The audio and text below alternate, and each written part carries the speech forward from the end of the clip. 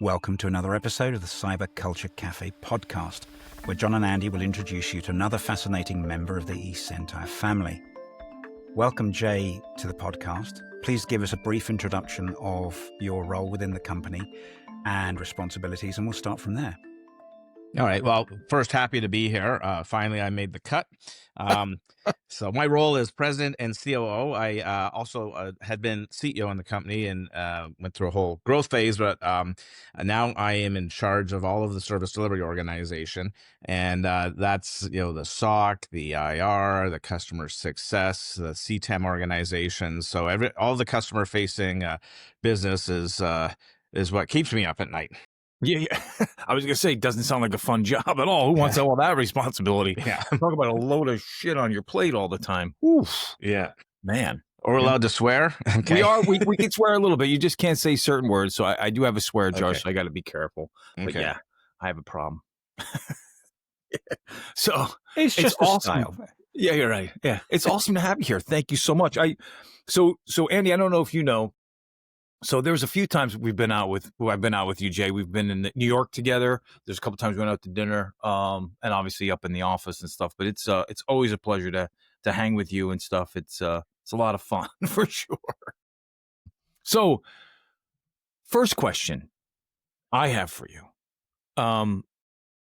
You've been at eSentire like a long time. How many years? And according to LinkedIn, it said it's 15 years. Like this month. So I'm getting blasted with all these auto congratulations, which I feel obliged to answer, but I'll do it all at once.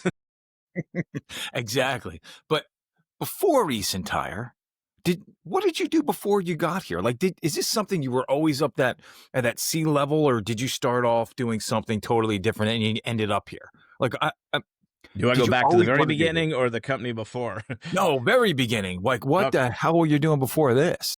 So I had a bachelor's and master's in engineering. And in the engineering side, I think the cool term now is operational technology, or OT, but that was, we called it SCADA back in the day. Fortunately, maybe to an opportunity for us, many of the systems, I should say, running in our world are still that stuff from back in the 80s and 90s. Yes. That's a whole other scary topic. But so I in my master's, after about the first semester, I realized it was quite a bit more spare time than the undergrad, and I started my first company. And so I was the kid that had the ski boat and a new pickup truck and go off on the warm days in the summer because I was making a decent income, and then I basically graduated into a full-time job. Wow. And that company was doing engineering, document management. You call it and enterprise content management is the category now, but we were doing document management, competing with the likes of FileNet, organizing engineering drawings for utilities and public works organizations. And that was interesting because that was a certain, pool of business opportunity at a certain revenue number. And then when I got to know the executives of the utilities, they said, our bigger problem is this cash register over here, the billing system, the back office. And so pivoted that direction and raised my first round of capital in, was that 1993? Maybe it was 92. Anyways, it would have started in 92 and concluded in 93, and used that to fund the building of a back office application. Now, like every software developer, you always underestimate how big it's going to be. So I probably should have raised 10 times the amount that I did, but we raised enough, and we got a version done. Basically, all the other parts of the business were used to fund, in addition to the outside capital, fund the building of this enterprise back office system. And you may or may not recall, there was the Energy Act of 1995 in Canada. I think the U.S. one was in 92 or maybe 91, but it basically allowed utilities to start offering distribution separate from electrons. And it's very similar to long distance and dial tone. And so we were building for that deregulated energy market where you'd have customized rate structures for every customer. This was particularly important for industrial customers. So that was That was pursuing a regulation that had a date, and it never actually got implemented the way they intended. Only about 10 years after, I'd already sold the company, 10 years after the date it was supposed to be effective, they sort of did a 10 or 15% version of that in the Canadian marketplace. And in the US, it was scattered.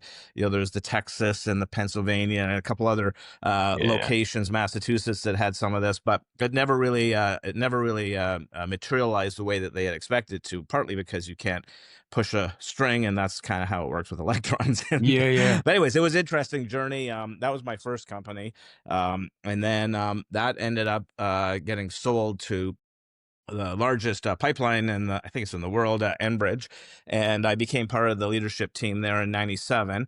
So they were pursuing, basically, everyone was trying to figure out what Enron was up to, if you can recall that Oh far yeah. back. And Yep. it's Yep. almost like Enron's annual report was all the other industries firms' strategic plans. So we were trying to do like the vertically integrated energy company, so they could deliver. In this case, gas. They bought the utility that had the interconnect between NYPA, the New York Power Authority, and Mhm. Quebec Hydro in Ontario, and all that kind of stuff. And then they started buying the HVAC companies, the mechanical companies, and bulking up. They bought us because we had a direct relationship with city governments and utilities, and they passed a law that allowed the governments to sell the utilities to either fund city government efforts, or they could run them as a dividend yielding entity. So there was all kinds of energy, pardon the pun, around this sector, and we built and acquired, and I was part of. There was like 35 leaders on this team, and it was interesting to sit in that room where folks in the gas industry quite accurately could predict 5 years out how many customers on the street, if they put the pipe in, would be Yeah. gas customers. And we're in a software industry, and it's like, the crystal ball in that era was probably 24 months, and our current world is maybe 3 or 6. But Yeah. it's Right. really Right. hard to predict out there. So that was interesting being mixed in with those folks. And learned a ton. So Yeah. that when the wheels fell off Enron, they fell off the energy industry. So we had the 1 year prior to the tech meltdown in 2000 happening in our industry. So they Yeah. decided to divest of all assets. Everything went for sale, and they turned into, this is a unique Canadian thing called an income trust. So they even sold off their call center, which had been, this 800 employee call center, which did all the inbounds for the utilities. Like, it was just amazing how fast they exited those other all the other businesses. We were amongst many. So we Jeez. became part of. Or half of the company became part of a European headquartered firm called Ever that did document and content management. Mhm. They not too long ago, in the last couple of years, ended up selling to I think it was Konica Minolta. But they Wow. were but they competed with OpenText in Europe, and so they wanted to be in North America. They needed a North American asset to help with their IPO, because in Europe they were a little slow on the 2000. The tea leaves said don't do this, but we still pursued an IPO, so that was interesting, Right. right up until the point when it wasn't. And then we had to execute a plan without the capital injection that you would have expected from the public company. So that was sort of my first one, and partly second company. And so we called it Ever America because you couldn't get a better name. Right. and Right. um and in fact, we used that brand. I opened up the Middle East for them in 2004 or something, 2003 in Riyadh. And so we had a bunch of business there. It was interesting. The French said, you know it's better if it's American going to Saudi than French. And I didn't, so Okay. I didn't ask why. I just did it. Yeah. Yeah. Right. So we've got, as you know now, we've got some developing business over there. So my Yeah. my experiences there are useful here. Yeah. Wow. 20 odd years later. Holy And that cow! gave I you can the keep taste. going, but that was the first two companies. We got up to, in fact, the exit to Enbridge by the standards then it was pretty, fair market rate. They paid well. And today, by tech standards, you'd call it a disaster. But back in that day, it was a good deal. Now, the first company, and often more than the first company, you end up, all of your staff are paid properly, and you financed it with, beg, borrow, steal, venture money, credit Yeah. cards, Yeah. house mortgage to the hilt. So I cleaned up all of that on that exit, which was Yeah, nice. right. Oof. But anyways, it then I went into the next one with Ever as a partner, and we were probably, I don't know, 40% of the revenue, maybe 35 or 40% of the combined revenue, and they had operations all over Europe. France, and Germany and Spain, and the UK was where we were operating there. So a lot of international work way back in the early days of the career. And then that ended up, we ended up eventually taking the company public. We had created a category that is now a 3-letter acronym called CRM, which we did sort of in competition with Remedy. If you remember, they were the big Yeah. dog. I think it's now, is that BMC? It went there at some point. And that was customer service and support, or help desk. And so we did this in the context of inbound call centers like you'd have in utilities and city governments, and you would basically, it required expert-based routing and multi-channel contact, and so people could come in, if regular phone call. If they're really mad, they'll send you a fax. If they're really, really mad, it's a registered letter. So all these different channels had to come in and get routed, and so that was, this is the world of service now. They Yeah. own that market today. Right, So but we built the category, and Mhm. proud to say, without spending a nickel on Gartner, we were one of the top 3 that they tracked, and we competed with Motorola and another company called Hanson. So that was a great and growing company. And so we decided that there was an opportunity to take it public using what you refer to as a reverse merger. We call it a reverse takeover in the Canadian market. So as a TSX Venture Exchange by its current name. And so basically we had a mining shell that we repurposed.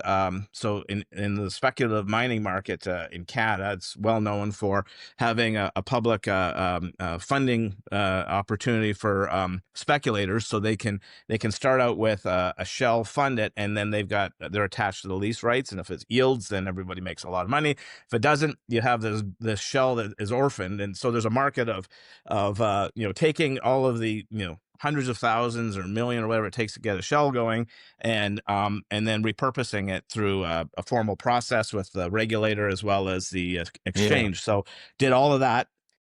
Now we're the control block. We're a private company controlling a public company, and I can't do anything with that. I can't monetize it. I can't sell it. It was really interesting.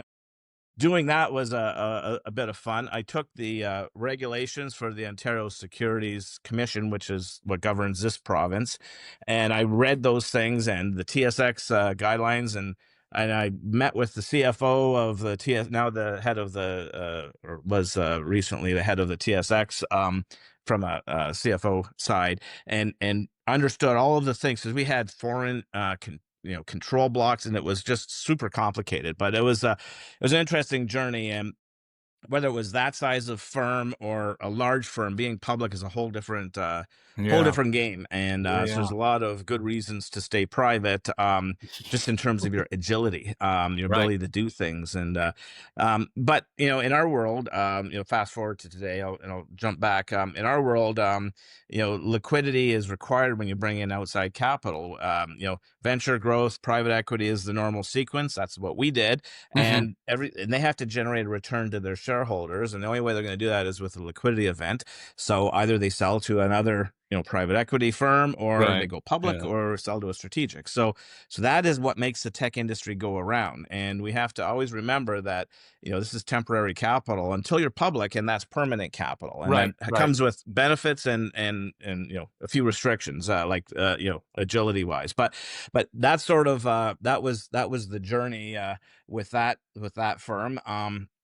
I ended up taking a component of it when it became unworkable for me, in terms of just I couldn't execute on a vision because I was constrained by having this huge block of an asset that I couldn't even finance against it. It was challenging. So we took a piece of the business, spun it out, sold it to another company, and that was in the you call it intelligent document recognition. So we took a very specific application where you walk up to a Xerox, you drop your document in, it would, I think this is rocket science back then, and now it's a yawn with AI, but Yeah. but you drop your document in, it would say, oh, it's one of these documents, pull the metadata out and file it in SharePoint. And Yeah. Yep. so Yep. that Yep. was a whole sector that grew. There's still I mean, a dying breed of paper pushers, but But still, if you know what I mean.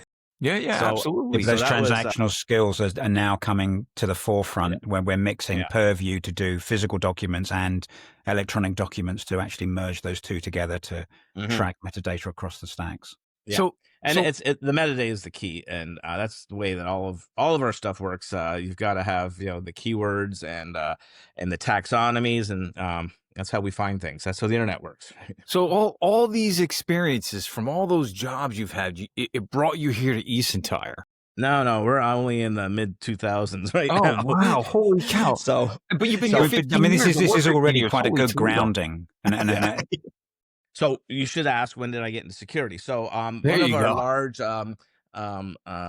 growth equity funds in Canada asked me to sit on the board as an independent, as a representative on the board of a cybersecurity company that it would kind of be in the identity and access management area, but it had an appliance, and the problem, this was in healthcare, and the problem was doctors having privileges at multiple institutions, and being able to provide instantaneous remote access, encrypted, and all of that, HIPAA equivalent in the different jurisdictions. And so I got on this board, and it was late in the process. So it was, they were into Hail Mary territory in football terms, but I helped the CEO to try and understand, go to market, product market fit, ICP, addressable market. These are all things that you have to, like, it's so important when you bring in outside capital to make sure that there's a market big enough that you'll get your share of it if you have the right to win, but you gotta really narrow down what that ideal customer profile is, and make sure that you're not solving the problem of some edge case, and you got to make it and so part of their problem was the market was vast, but it was very distributed, and they didn't have a route to market that got them in front of the buyer community. So it was late and undercapitalized to fix that, but they tried to sell direct. It should have been probably more of a channel play, and that would have worked fine. But I learned cybersecurity, and I had to study up on this and how appliances work and all of that stuff. So, what year was this? That was in 02 or 03 kind of time. 2 or 3, yeah, wow. Yeah. And then stayed with them for a few years until it eventually got sold. Then I did a tour of duty in health tech software. So we had mobile medical records when that was really hard to do because telecom wasn't fast enough to move the vast amounts of data. Yeah. But we used Silverlight, if you can remember that tool, on a tablet, and then Blackberries, and we could deliver fully encrypted health data. And this is really interesting, fascinating, because this sort of speaks to some of the challenges you have in healthcare. In Canada, the UK would have similar, not so much in the US, but a competitor showed up with an SMS-based solution. And it's all in the clear, violates all of the HIPAA equivalents and different legislations, but they were able to utilize the mobile nurses' personal phone plans because they wouldn't fund the phone plans. And and so we did a deal. Like, normally back in that day, the phone plan was like $50 a month with a BlackBerry included. And we got TELUS, which is one of our big telcos in Canada. They came to the party. They said, we'll do this for $10 a month. It was the best deal. Like, the healthcare industry had no idea how good a deal we had worked out for them. And in the end, the SMS company prevailed. And so I left that business and then joined a company. And this is sort of actually leads into what got me to here. The company was in the large capital project world. So finally, as an engineer, I'm doing real engineering project. I had Chevron as customer, Husky Oil, the Chinese National Oil Corporation, Chevron, Fluor, Saudi Aramco. Those were like big some stuff of the big super majors that I had. So they're building offshore oil rigs, and that's like, a $10 to $15 billion project, and they needed something to manage all of the work breakdown structure when Primavera wasn't good enough, and then they wanted to attach drawings and documents, contract terms, all that stuff. So we had contracts, documents, cost control, all of these features were built into that. So now I'm doing real engineering. And what was interesting there was, so there's two buyer communities. One is the owner operator, like the Chevrons, and then the other community was the EPCs, like the Fluors and the Bechtels. The biggest engineering firms, Sabec is the Saudi one, and so they actually they create these ephemeral teams that last long enough for the project, which would be 3 to 5 years typically, and so there's been an engineering firm, sometimes the same one, that's done the design, and then when they go to construct, the EPCs stands for engineer, procure, construct, and they would bring all of the sub trades in, and they would manage everything, and they would then have a handover package to the owner operator, who would then go on and run it afterwards. So in the offshore oil world, the risk of a dry hole is real. So pretty much every one of them is a joint venture. You'll have, Petrobras, Exxon, and Chevron, all have different, 38%, 22, whatever the mix is, but they all, someone will bring the lease, someone will bring the construction, and someone will build the operation, and then they have a prearranged split on things, and that way they can hedge against a dry hole, because it does happen. And so it was fascinating. We had one of our customers built the top decks for the rigs in Gulf of Mexico, Gulf of America, I should say.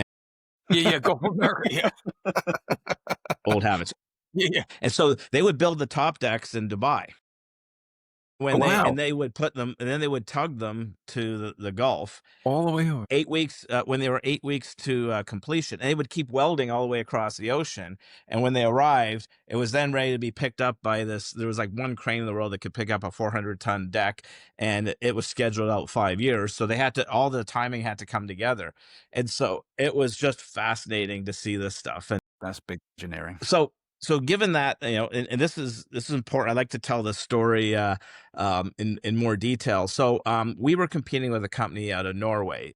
So our firm had 100 people. There was mostly software developers, like 60 or 70, and implementers, and then some sales and admin. This firm had 600 people, and they were higher revenue. But what they were doing was, rather than selling a better Snap-on toolbox to the owner operators or the EPC consortium, they were selling a document controller, a project controller, a cost controller, a contract controller. They would sell that person an hourly rate, 200. Well, they're all high. They're hard to find, and expensive, and they would deploy them to the project. They're 250 an hour kind of folks, right? And they would be there for the 3 years, and then that team would disband and go on to other projects. So what they did was develop software in the background, and that software came with the mechanic, just like the Snap-on toolbox comes with the mechanic. So I went, oh, I see a pattern here. And so I had been, so with eSentire from about mid 2000s, I got to know the president and CTO, who's not with us. He was in a roundtable I was running. There's a whole other story on an association for tech CEOs that I started with some other CEOs, and so we basically would counsel each other, because there was no one to turn to. We needed other CEOs to bounce ideas off of. What's a good stock option plan? What's a good sales comp plan for a guy in the U.S.? All this kind of stuff. We would trade notes, and so I got to hear the story of what they were doing. And then it turned into, hey, could I, take you out for lunch and pick your brain? So I was basically doing knife and fork advisory. It was convenient because we were in the same city, so I could meet with knife and fork advisory. I like that. Yeah, there was no equity or anything back then. So so the company was divided between professional services, which was most of it originally, and then this sort of continuous monitoring managed service thing, which now we call MDR. And they were getting, 1 to 5 of those managed customers. By 2010, when I joined, there was maybe 20 or 22 of those managed customers. Revenues were 50-50 between PS and managed, about $1 million total revenue. So just to kind of give you a rough idea of the size of the Yeah. business.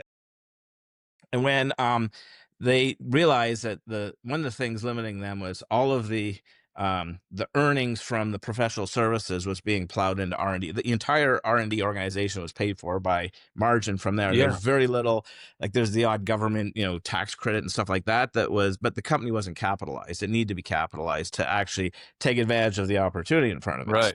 Right. So when I looked at this, having just lived this or living this experience with the Scandinavian competitor, I said, "Holy crap! This is exactly the same thing. Like they were running away with the market that we were trying to get. We had by far the better mousetrap, Yeah. technology Right. wise. But the buyer persona was, I have a problem. I can't hire these folks. expensive people, Yeah. and they change, and the software is complicated, and Yeah. so in the end, you ended up competing with if it wasn't them, it was you're competing with Excel and email, Right. and so we had something better than Primavera that integrated all the documents I was just describing. So that became very obvious to me. Okay, here's the pattern: complex problem, changing all the time. And in eSentire's case, it's a 24/7 problem. So this, I said, I can sell this. So I started working with the company in, I don't know, June, July. But I started officially at the end of October in 2010. So June, July, I got enough data shared that I was able to socialize a sort of a straw man of a business plan to some investors. Basically, I said, this is what we need. First phase will be these, not a huge amount of capital, just enough to start execution and stabilize and stop doing the PS work. Not that it's bad, but it didn't lead to the primary mission. The core value of the business was really in this monitoring thing. And I'll go into the problem statement in a second, but they said, "Hey, look, if you can get in there, we'll back you. But it's got to be you in, all that kind of stuff." So I had, by the time I was joining, we already had a confidential information memorandum describing the business, the opportunity, the market, and so forth. And then that went through its regular process, and we closed. I know we had our term sheet finalized in about March or end of February or something the next year. So our first capital came in early 2011. And then it was off to the races after that. And so I'll just stop there and go back and talk about the problem statement. So I went with Eldon to New York. Eldon, our other founder, to New York in I guess it was around September of 2010. And what he would do is come in, and he was like, he was worshipped in terms of his knowledge on cybersecurity by hedge funds. And so they would set up. Yeah. So Derek, the sales guy, is still with us. He would organize the pizza and the beer, and we'd get somebody's boardroom, and we'd come in at 5:00, and you'd have pizza with Eldon. And he would basically explain all the new threat landscape and things that eSentire was doing to mitigate against that. But I got, then I had a bunch of one-on-one meetings with key customers, and basically they said, so bad guys are going to get in. We know that. Our reputation. So these are hedge funds primarily, which is liquid alts. Buy-side liquid alts is what they refer to themselves as.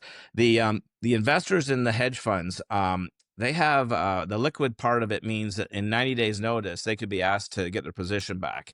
So the reputation, like keeping your nose clean from the, you don't want to have a cyber incident or any other malfeasance kind of thing. So that was the main mission for the portfolio managers.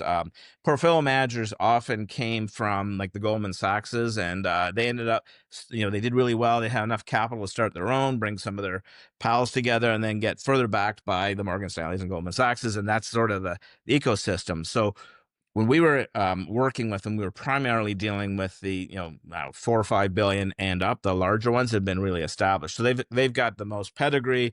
They have high risk as well, and they wanted to manage that risk. So they would have a firm managing 10 billion. They may have 80 staff, and all these guys, John, because you've been in that market. They might have 80 staff. There'd be 1 or 2 in IT, like infrastructure IT. There might be 10 quant guys in a closet doing algorithmic programming, but their IT team was really skinny. And then 90% of the business was outsourced, like back office and all that kind of stuff. So they really, they were so pure to their mission, or they are still to this day, pure to their mission. They didn't want to get distracted with all the cybersecurity stuff and reputational damage. So they said to us, bad guys are going to get in. You need to find them. You need to stop them, because I don't have anyone. I have one person in New York. He's not 24/7. I don't have anyone in London. So you got to be able to get in there and stop it and protect my reputation. That was the problem statement. So we solved that with what was our network sensor, which was now one of the legs of the MDR stool. But that was how it was done. Everyone worked in an office. You accessed everything, went out through the firewall, and that was our demarcation point. So we could track. Bad guys couldn't do things without going through that firewall. So it was a really good choke point. And we had to actually take blocking actions that would be like, back in the day, I remember talking to CISOs in large organizations. They said, "They're not over my dead body. Are you going to block a connection in my network through the firewall?" And now that's the only way you can keep up with threats. Like, we were way ahead of that curve. Like, you basically, they had their Ciscos and Palo Altos, and we would put an ephemeral firewall around it that would be that we would dynamically change all the time during the day, and known as our AMP service today. But and that still is highly effective. So all that, what that does, is serves to reduce the attack surface, and stuff would still get in, and because we were doing full packet capture and content inspection, we could actually see payloads inside of embedded executables, and we have patents on this stuff, so we could parse the payload, we could detect it, and we could then correlate it. Is this Win32 allowed to execute from that website? And that was how we originally did it. So we had the allow list. We used allow listing back in the day.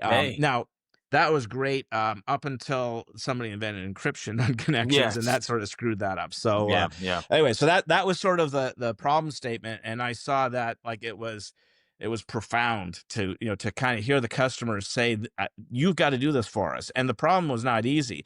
So the way that we did it, it turns out the method was not dissimilar to what Snowden revealed in some of the clandestine monitoring of U.S. citizens. But we basically were taking a span port, that's a Cisco term, or a duplicate that the firewall would spit out a second copy of the traffic, and we were piping that into our sensor. We were interrogating that.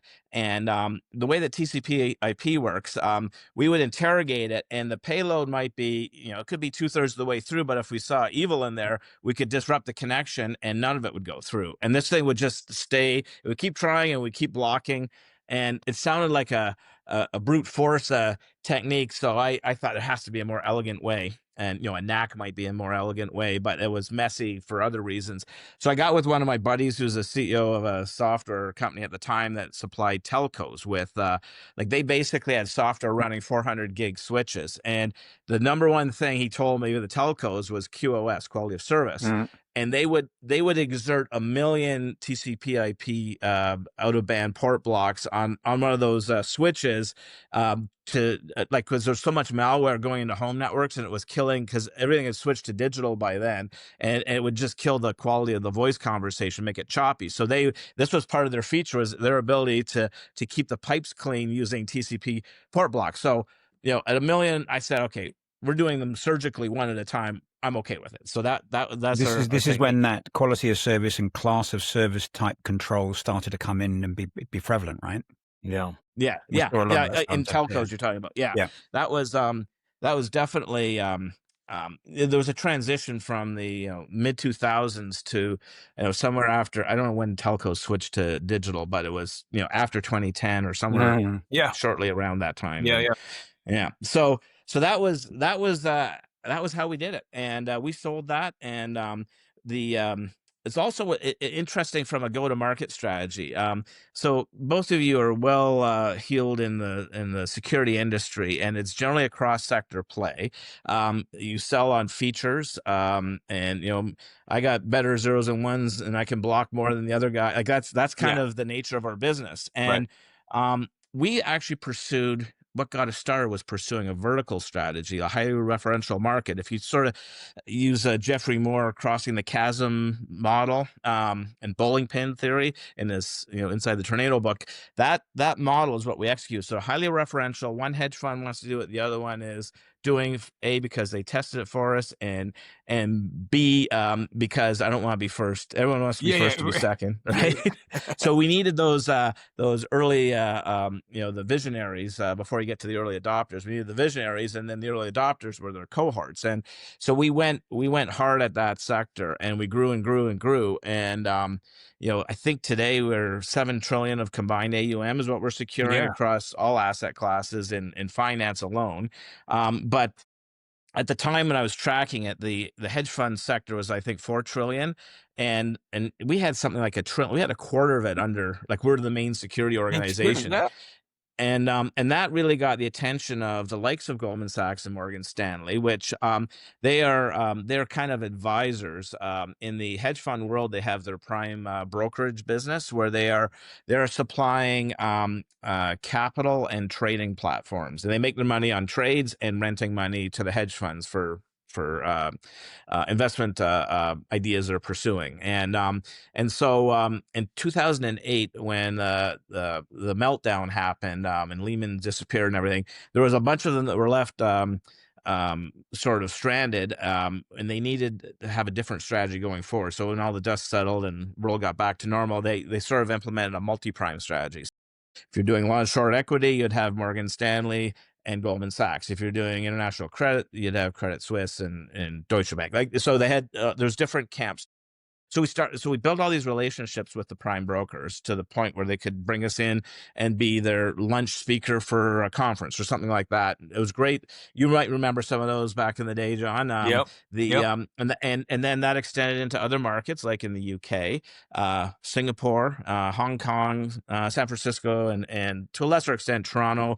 Our trading mechanisms are a little different here, but we have customers in all of those locations still to this day. But that was so we sort of became I got an app for that. You want to talk to eSentire, and that was great. But so now we are solving a problem, and this is actually really interesting. So we get that referential business growing. Now we've got, we had the A round after, we had the A round, B round, C round, D round. Like, we were growing. This is like every 18 months we're doing new funding to keep up with the expansion. And we were basically use that referential thing to get the business going.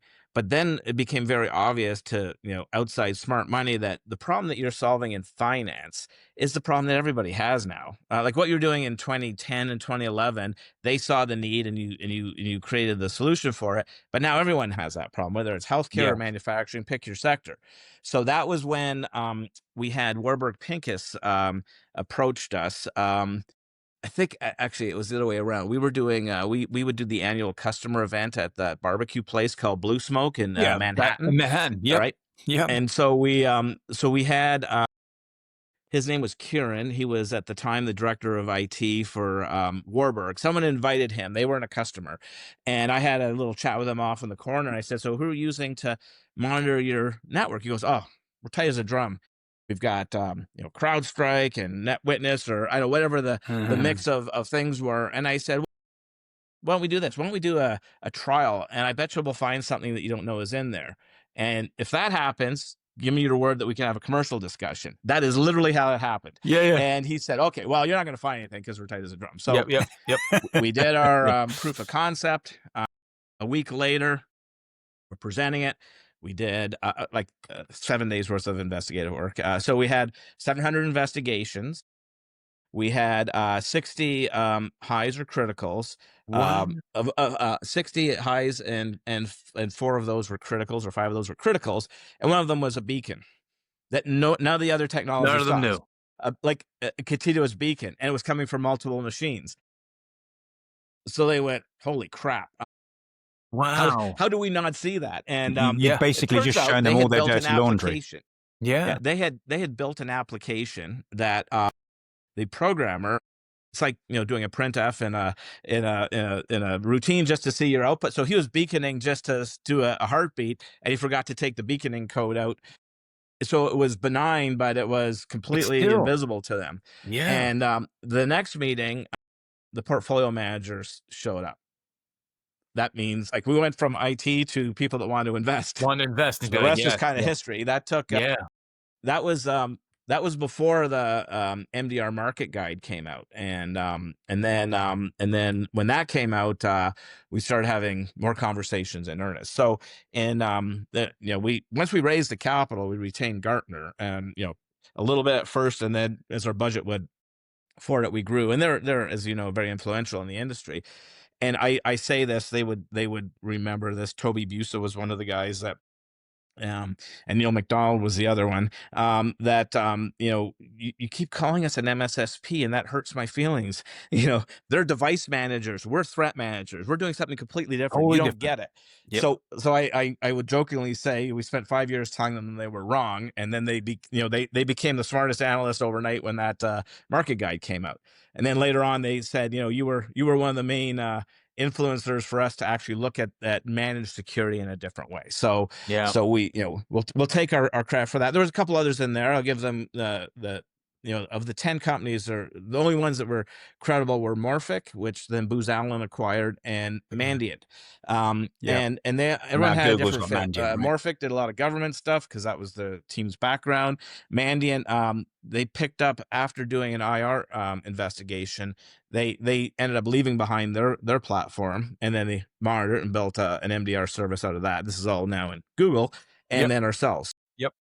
So we were the ones, but we were unique in that our main model was you have to keep the customer safe. So we need the ability to apply the countermeasure, and if they take that, if they don't allow us to do that, then we can't really do the job. Not a good fit for us. They're more of a compliance buyer. So that was how Right. we filtered. As you probably remember Filter them some of this out. back Yep. in the day. Yep. Yep. So, anyways, that was how that all came together.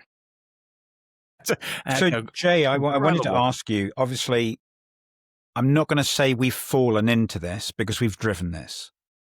But those responses are convincing the audience, the various audiences you've mentioned, that this is the right course of direction. And they've gone, you're completely bonkers, you're completely mad, you're talking complete and utter rubbish. And 5 years later, or 3 years later, or 2 years later, they've gone, no, actually, you're right. Great. How would you characterize our guiding principles in the delivery of that? What is our North Star? How has that progressed throughout this development to the market going, you're right, that is the right course of action, and everyone else has started copying? What would you characterize the North Star now for eSentire is? Well, there's 600 firms that now would characterize themselves as MDR, and we're amongst the top few leaders in that group. So while we were doing the chasing and trying to convince them that MSSP wasn't the right way, like Right term, yeah, Verizon or right way to SecureWorks go. are two big Right. public companies we competed with, that's not the right way. You need to look at the problem differently. You need to look at threat management, the device management. Your IT team is better at it because they've got better management practices. But what you need to do is the threat was changing. If you go back in the 2010, 12 era, when I was still greener, I'm still green, but when I was greener, we had our own data from first contact to completing objectives in terms of adversaries. So it was about 8 weeks back then. Fast forward to about 2018 to 2017 to 2020 kind of range, that reduced down to 8 days. Now, part of that was due to encryption. So, the adversaries didn't have to change a lot. They just had to hide in the encrypted traffic, and all this content inspection stuff was out the window unless you got a decrypted stream, which was technically complicated and expensive. So not every customer was doing that. So they basically got a free encrypted ride into the organization, but they moved quicker at that point in time. And so now you've got both a network and an endpoint, and these were the sharpest signals. Still are to this day. But taking like using a SIM approach where you're correlating logs and trying to amplify weak signals versus taking an EDR, like we started with Carbon Black, and then support all the big ones now.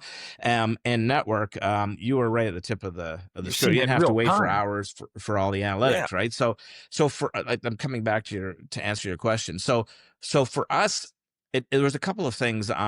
In the earliest days with just network, it was. There was this sort of win-win kind of model. If we detected, investigated, and contained as fast as possible, that minimized blast radius. And so it was in our interest because as a SaaS model company, which was unique back in 2010, as a SaaS model company, you're charging a fixed price for a largely unlimited amount of threat suppression we'd have to do. So for us, it was in our best interest to get it on the first touch. From the customer's perspective, that actually is the best way to reduce the attack surface, because if you let it dwell longer, then the chance of and then cleanup on aisle 6 becomes replacing aisle 6, right? And Right. and so you've got so we were motivated for one reason that was highly aligned with what the customer wanted. So you fast forward to now endpoint. An endpoint, like network, is fairly instantaneous. You're within seconds of the event. On endpoint, you are you're at the mercy of the relay servers and so forth, but you're probably 10 minutes. And back then, if it was 8 days, 10 minutes was good. Then you do investigation, and then you do the containment. Then COVID happened, and we all, everyone kind of wants to forget about it. But what happened in IT was hybrid, Mhm. and everyone relied on EDR tools in a split tunnel VPN context on home networks just to keep the business going. And then these cloud projects, which were going to be 12 months, were getting done in 10 weeks. And so security was out the window. And so you ended up having, the hybrid multi-cloud became the new reality. It was probably going that way anyways, but that accelerated it. Yep. So Push it it out wasn't like, ahead. oh, I'm gonna do everything in Amazon or everything in Azure or Google Cloud. It was wherever the Yes, business could face-to-face. solve the problem fastest. And then of course SaaS applications as well got a huge boost. So now we've got hybrid multi-cloud. Identity, not probably as well managed as it ought to be, because trying to keep the businesses going, trying to enable the business. Like IT is great at that, and security is a speed bumps. So security was all like, all the sins of the past were repeated when we did this Yeah. transformation, and we have never cleaned up from it to this day. I mean, we're getting there, slowly chipping away at all these projects. So then all of a sudden, the thing that we were selling against SIM and log, all of a sudden that by the way, we need SIM and log because Yeah, all we this need that identity too. Yeah, stuff yeah. is only available that way. So when you're in the Mm. cloud, what is your countermeasure? So if How you do look you at the entity, the user as an entity, that is the firewall, that identity. And so we basically have to revoke the credential or suspend it if we see malfeasance with that identity. So that all of a sudden brought SIM into huge importance to us, and the industry for that matter.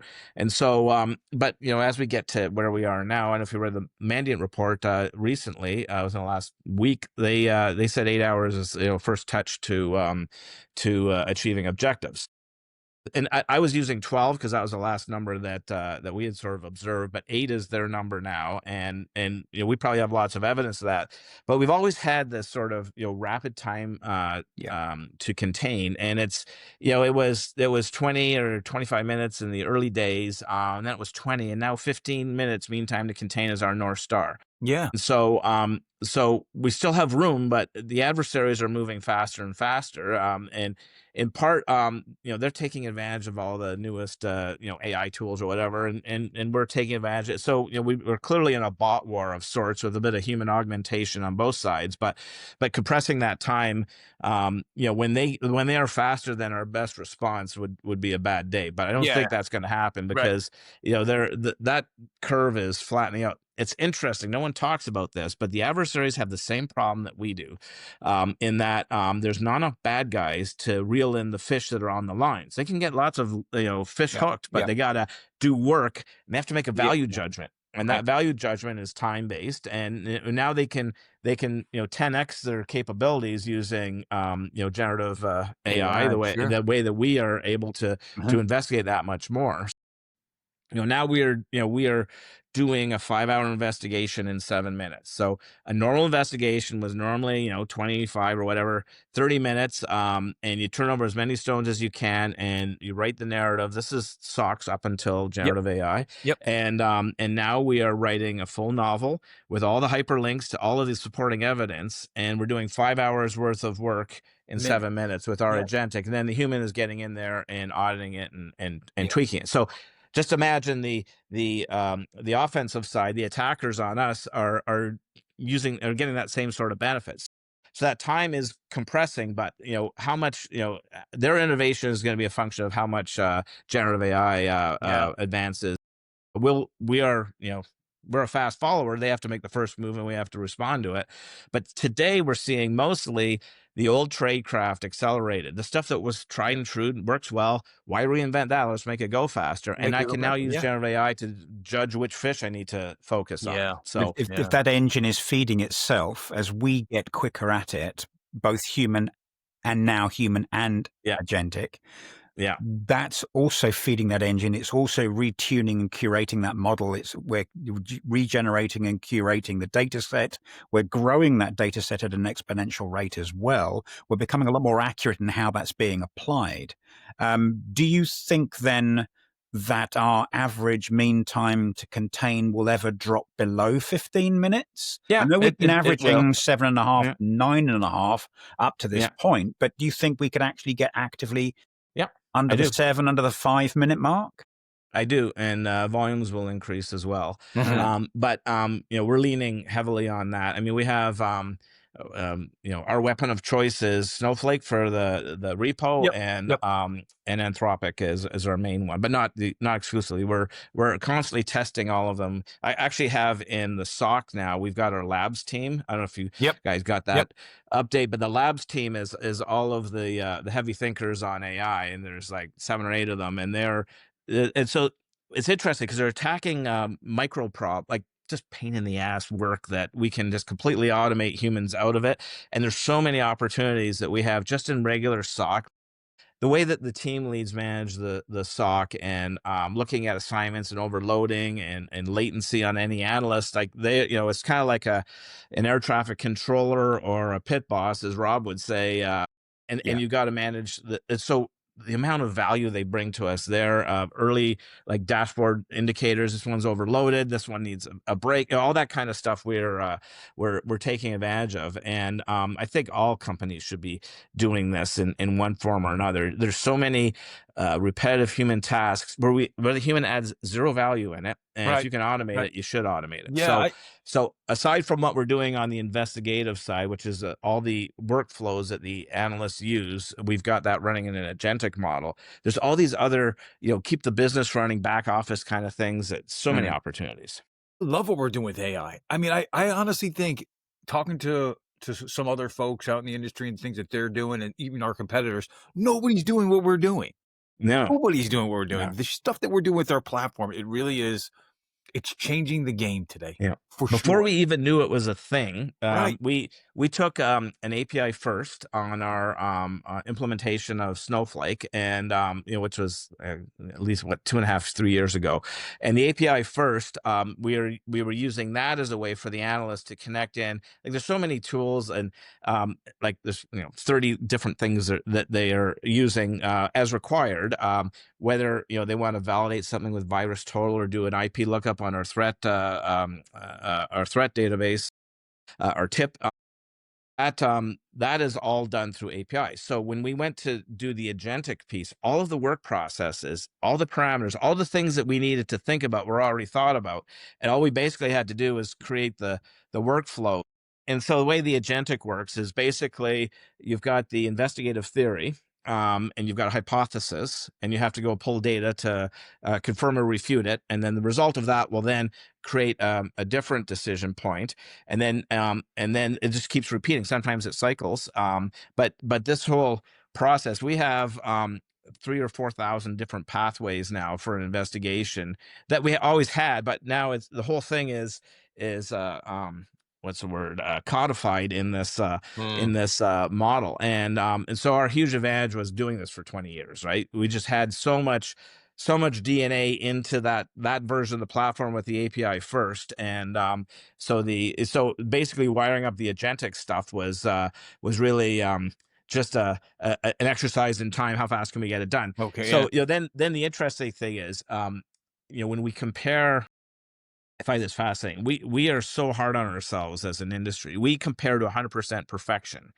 And here's a big news flash. Not every SOC investigation is done perfectly by Right. any analyst in any organization in the world.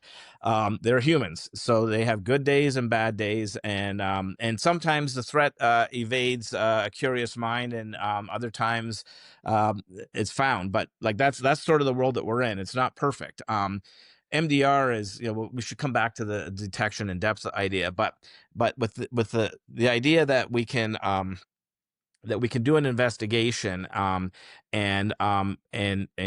get 100% perfect results is a bit of a pipe dream. So I asked, and so we're comparing. We're right now 95% agreement with the analysts and the bots. Mm-hmm. Mm-hmm. I said to one of our PhD data guys, I said, how does that compare to analysts?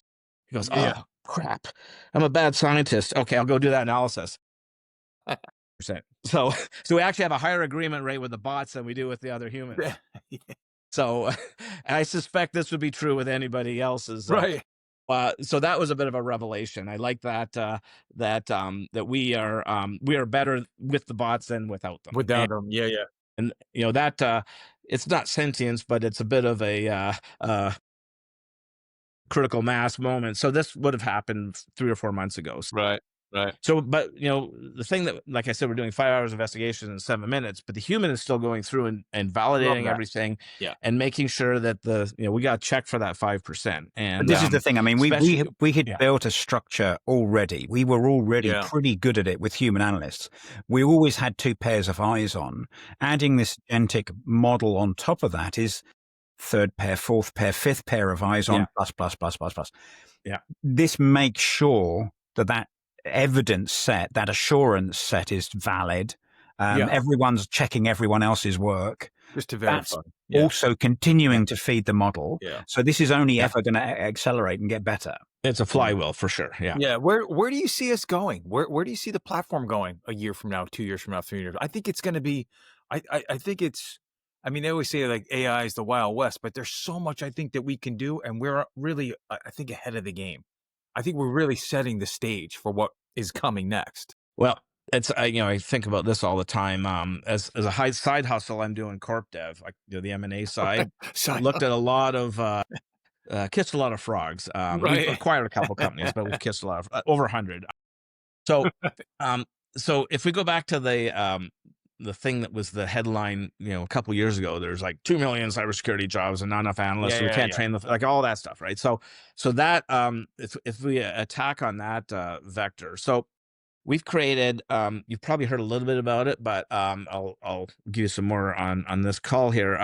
So we've created this Nexus platform where we can actually take all of the content in our Snowflake in AWS and put it into a different region. Now, we did this for the specific purpose of supporting local regulation. So if anyone who's selling into government, defense industry, healthcare in some countries, which can be 20 to almost 30% of any market, if you don't have your data stored in the country, then you can't, you're not tall enough to take that right. And then some of them also require it to be processed in that country. So to solve that problem, we started this, it was a year ago, before we were as advanced on the AI. It was about this time last year to hive off a version with a one-way valve. So all of our content, the threat intel is updated like every 20 minutes, every 10 minutes. That thing is constantly changing.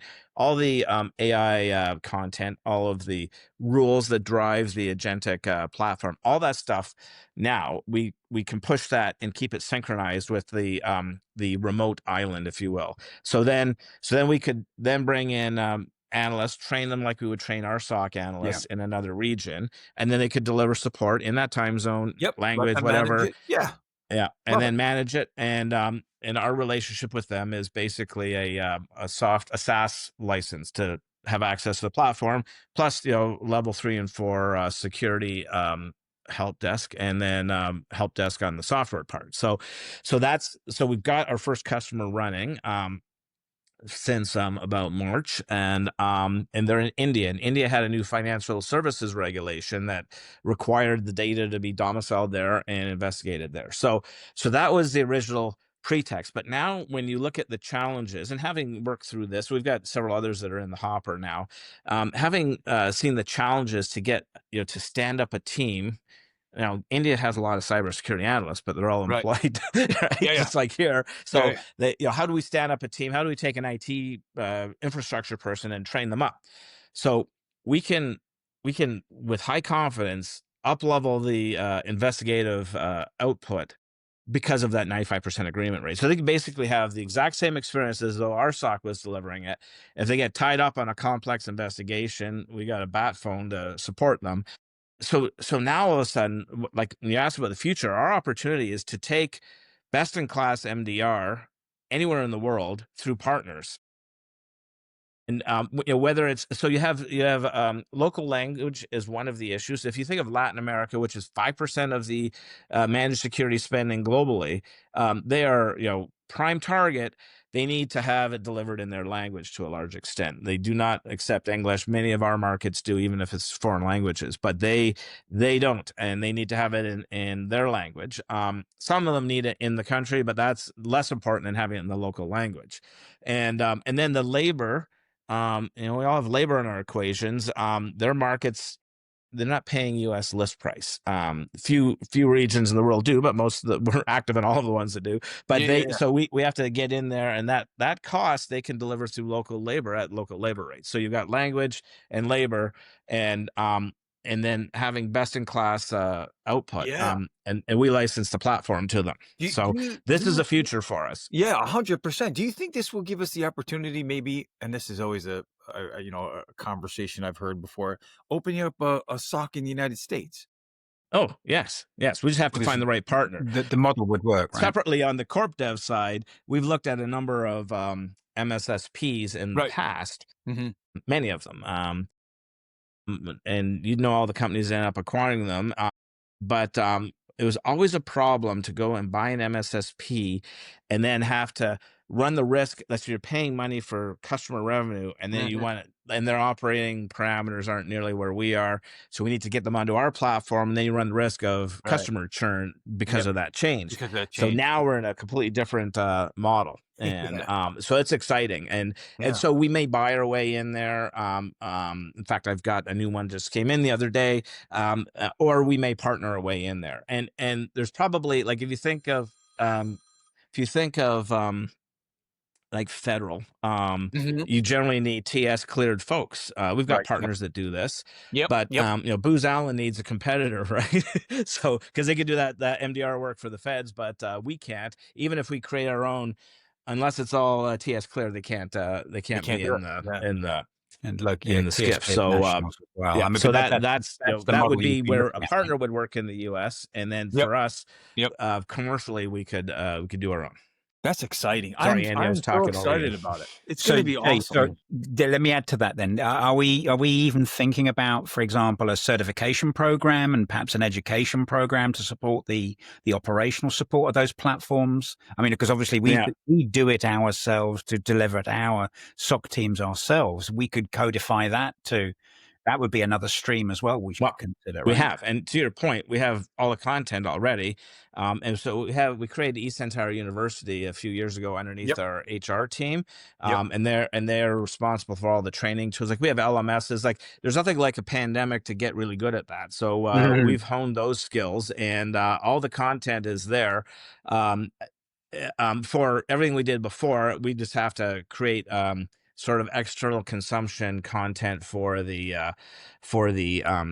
newest versions of what we're doing on the SOC, because that's been moving pretty quick. Yeah, it's exciting. I am super excited about what we're doing. I love the stuff we're doing on our platform. I love the Alice, Nexus stuff. I think it's going to be incredible. It's going to change I think it's actually going to change the industry today.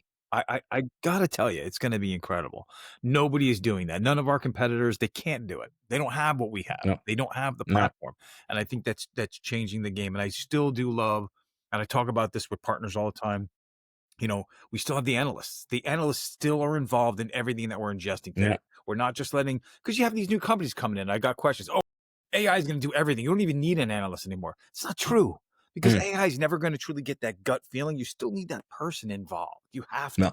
No. Coming back from our customer advisory board last week, where we have 20 of our cross industry sort of representatives to a customer, all of them want the human in the loop. They don't want to, Yep. if we could do it autonomously, we could take some cost out for it. No, we need the human in there. I don't want to be the CISO that relied on a bot and then got hacked. And then got hacked. Well, I mean, the beauty of that is that I'm going to end up not with one or two people with eyes on the problem all the time, 24/7. I'm going to have the equivalent of 15, 20, 30 people on that one problem 24/7. Yeah. All the time. So it seems to me that ever since you started in this industry, you've been always ahead of the game, doing your own thing, running the show, never really working for somebody else. You've been just innovating and doing things yourself and seeing things and just going for it.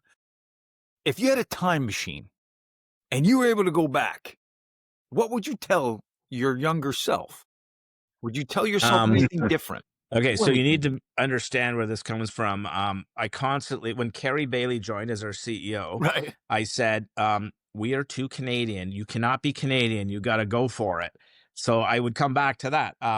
When the first company raised $1 million, it should have been 5, right? Right. Our U.S. So Canada is known. The tech industry is known to be capital efficient. Well, that's code for we try and get outcomes with less investment. I would go big because we're going to a gunfight with a knife, right? Or a stick.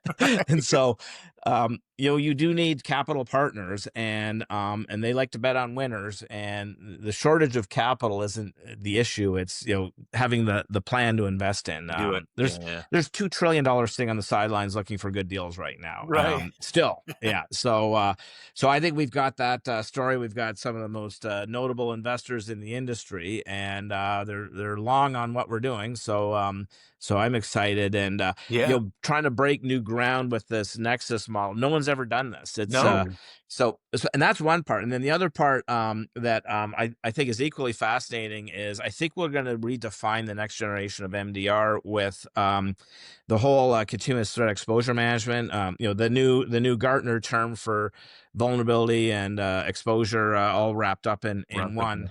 And in what we suffer from, and big companies have the same problem. When an asset's being attacked, if you don't have context on that asset, your actions, you have to be a little more guarded. Is this the critical web-facing 10,000 an hour transaction server, or is this the domain controller, right? Stuff like that. Yeah. So with our, and we've already done this for a couple of years, but our whole asset inventory, we have all the assets clearly identified. We have their posture. We are adding in attack paths. So the next phase of that. So this is for doing, in resilience, the anticipate, withstand, recover. On the anticipate side is managing your posture, whether it's patch level, credentials, right. Cloud security, posture, all those CNAP, all the different ways of expressing whether you're vulnerable or not. So taking that and operationalizing that in MDR so that the asset is decorated with all that context when the analyst comes into the investigation. And in this case, it's going to be the agentic. And then we can make different decisions as to, and then, we have, our rules of engagement by customer, by asset are still one of the things that sets us apart. So whether this one we can take a blocking action on, or this one we have to call first. So we can automate all of that. So we're also getting to a phase where with the adversaries moving so fast, we may find, and we tested this at our cab, a shoot first and block first and unblock later versus ask for permission. There was a high level reception to that as a theme, which this was heresy 5 years ago. Right. So I see the CTEM work that we're doing, which is one of my other teams, is advancing that being a way that we're going to redefine MDR. In fact, we got that market leader in the who's the analyst, Forrester, in Europe, because of all of our CTEM attributes attached to the MDR data, which we already have today. So so they put us right up there at the top, which was the first time we've ever been in such a prominent position. Yeah, they're high like that. Jay, I just want to add, the sooner we have CTEM, the better. The sooner we can 100%. start telling that story, 100% is going to be so much easier to have. I get the pressure, but this is a podcast. So. Yeah, I know, but I got to tell you, I talked to a partner, and this was just the other day, and it was, and we're a part of the Tiger team, Andy and I. So we get to hear, hey, there's going to be tiers and things we're doing. And they were like, I love that you're doing it that way. You're taking your time, you're building the tiers, and you're making people come in where they're not like overwhelmed. Hey, you fit in this tier. This is going to be great. This is where you're at right now. But here's where you're going to get to, and we're going to help you get there. And you actually speak to the transformation challenges our customers have. Like we can get it in there quickly, but they've got to be able to absorb it. They got to do it. Yeah. And CTEM in particular, a lot of the work to get those systems properly relaying the data into like it's not a small journey. No, it's kind of like SIM, but there's a long tail on it to get the last little bit in there. One of the things that everyone loves is, we didn't realize that we had so many assets coming and going on our network, and now we're showing that with our asset tracking, right? So that would suggest that even though the CMDB kind of world I thought was a solved problem, not everyone's, or that's done in IT and not in security. And security has they're one of the biggest users of that data. Right. So I got one more question for you, and I know, and we do appreciate you taking the time today and hanging out with us and chatting with us. But would it be possible 6 months from now, 9 months from now? I know you're super busy. Would it be possible to have you come in again and give us an update? Hey, the stuff we talked about before, look at where we're at now. Yeah, I'd love to. Yeah. I mean, it's so fascinating. We can talk for hours, I got to tell you, but I know you're busy. You got thousands of things going on, but it's just to learn more about what we're doing with the platform and all the AI stuff we're doing and all the innovations and stuff. I think it's important. And I want our customers and partners to see all the things that we are doing, because we are not just like everybody else. We can sit there and it gets hard every day to say, hey, here's how we're different. Everybody says they do MDR. Everybody says they have a platform. Our shit is way different and way ahead of the game, folks. So believe me when I tell you, this is where we're at. So to have that confidence as well that comes with that will help the CTEM piece, certainly. 100%. We have a degree of clarity in the fidelity of our information that it's, people are going to take the word a little easier because it will be explained in a very simplistic way that they'll be able to grasp that regardless of whether English is their first language or not. Right. Yeah. So have you? Well, like adversaries, I have a high regard for our competitors. So I've now just given them the playbook, but you got to catch us. Exactly.